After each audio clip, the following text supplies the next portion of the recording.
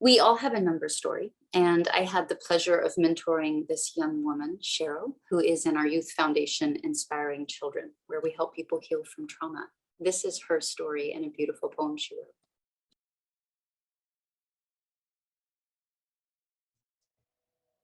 Dear trauma, I remember you, but I am not you. I remember crying by the window, wondering why you wouldn't come home. The beer cans at my feet in the passenger seat.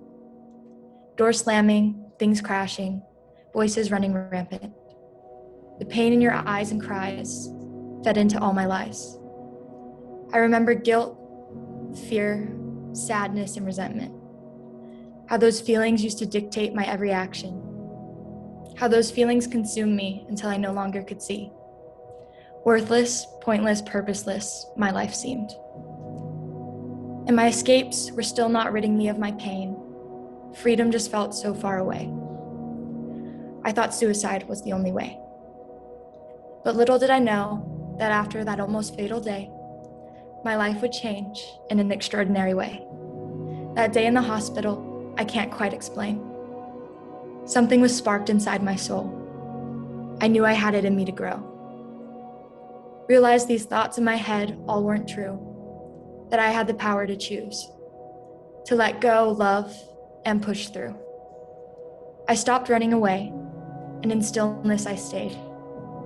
Breathing in and out, I finally could see my thoughts were not me. All I had to do was simply breathe. With each next breath, I was often put to the test.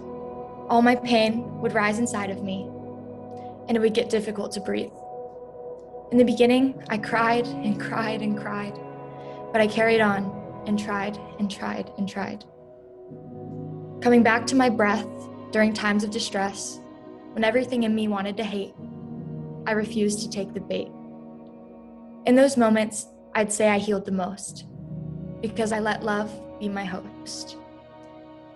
And now 6 years later, here I am today, free of all that old trauma and pain. Now it lives as an old memory.